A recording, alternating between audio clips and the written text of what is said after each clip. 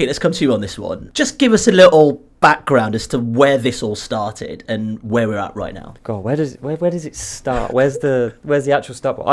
You're probably best place to begin is the contract he signed last year. Obviously, everyone was sort of expecting him to join Real Madrid. Real Madrid felt pretty hurt that he didn't join the club in the end. He made this U-turn to sign a new deal with PSG. He held up a shirt that said 2025 on the back, but it was a 2-year deal, and it was a 2-year deal that came with a lot of power, and part of that was that he had the ability to extend it by a further year if he chose to, not the club, if he chose to.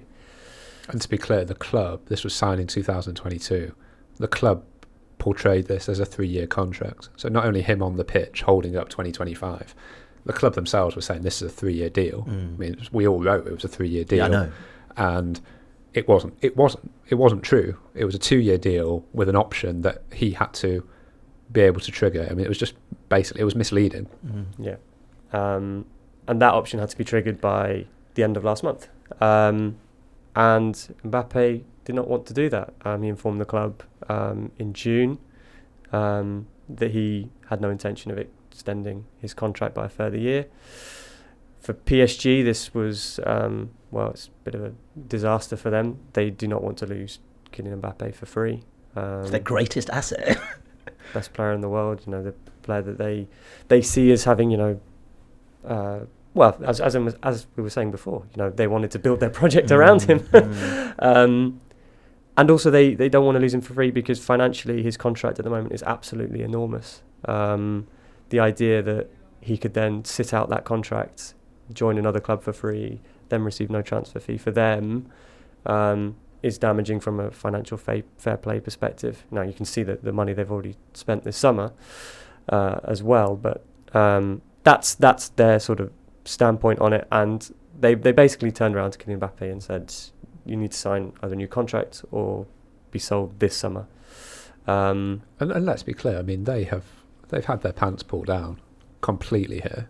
I mean, it's completely embarrassing from a PSG perspective. Have they left the door open for that, though? Can I? Oh no, They gave him the contract. No, this is their fault.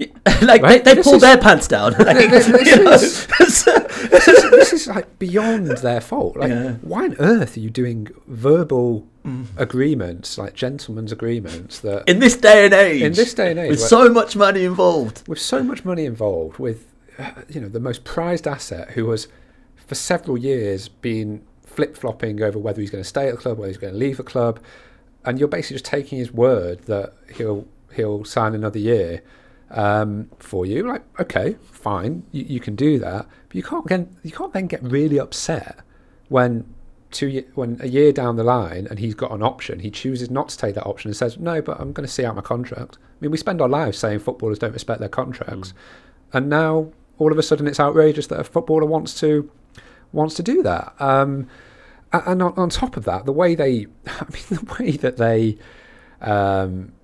allocated the money involved in this deal, we talk about like 33 million net, I think, per year, but also this incredible loyalty bonus. So Mbappe, who has now gone back on his alleged word to do the option, is still getting like a 60 million euro loyalty bonus this month because PSG put that in the deal, right? And he was clever enough to say, well, I'm not going to go, even if I'm going to go, I'm not going to go anywhere till after the start of August, make sure I get that money. And I think what it's led to is basically a really quite extraordinary information war between PSG and Mbappe. I think PSG have quite successfully turned a lot of people against Mbappe in some ways.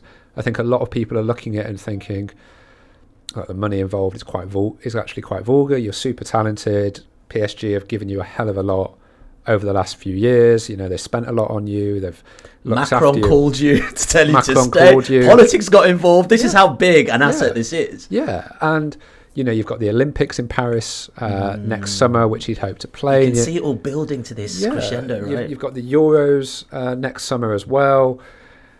So you can kind of understand how PSG fans have come to sort of turn towards the club and a little bit away from Mbappe. But when you step back in the cold light of the situation, how on earth, everyone at PSG isn't looking at the president Nasser Al-Khelaifi and saying, what were you doing? Like, what were you doing? How have you let this happen? Is incredible to me. Like, you can't run football clubs based on verbal agreements when you're dealing with the most talented players in the world. There's a huge side of me, I mean, incredibly capitalist side of me, that's like, Mbappe's mom, as his agent, has pulled off one of the greatest heists in football history as we see it. I mean, this is quite extraordinary, because also, he doesn't need to go anywhere else. I mean, for his prosperity as a player, of course, he wants to be playing top football. Is the Real Madrid... Is destined to be at Real Madrid, right?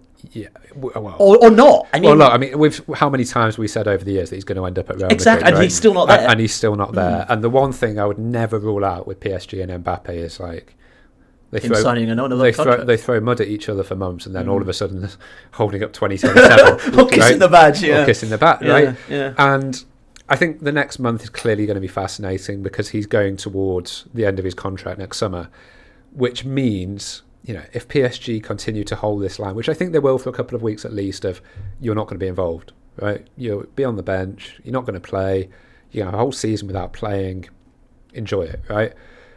And I think that will mean that Mbappe is then going to Madrid and saying, come on, let's just get this done. Pay them whatever you need to pay them to get it done. I think PSG would probably, despite whatever else that they would be saying, I reckon they'd take 100 million euros or so.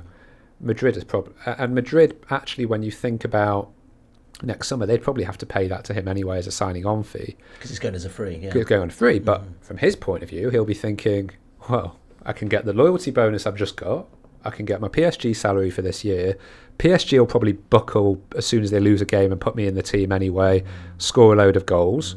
I can win back over the PSG fans. Then I can go to Madrid and get my big signing on fee and my big salary. I think that's probably what his dream scenario would be financially. It's just a question of whether all the forces come together over the next few weeks and they all just think, let's just get it done. Because we can't do too many more of these podcasts. But there's also another permutation where he could seriously just say, or PSG sell him or loan him out or whatever for a season, and he's playing in the MLS or maybe playing in Saudi and making even more money. Yeah. I mean, how possible is this MLS conversation? I'd be very surprised. To put it mildly, and I think, you know, we saw with the record bid that came in from Saudi Arabia, extraordinary numbers, you know, 300 million euros, even greater for his salary. That's not really something that's on his radar, because I think for him in his career, you probably think, you know, I'm 24, as Adam was saying, you've got the Euros coming up, got the Olympics coming up. Is this the right environment for me to be playing in ahead of those events?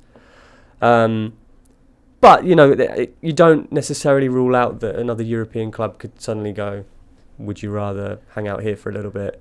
We'll cover the salary. And it doesn't materially change anything. Where it does become interesting is, like, if Madrid do it, what do they have to do to make that happen? Who becomes available at Real Madrid that maybe at the moment isn't? You know, does someone like Tchouaméni, who is, you know, very in-demand midfielder over the last couple of years, not the best first season at Real Madrid.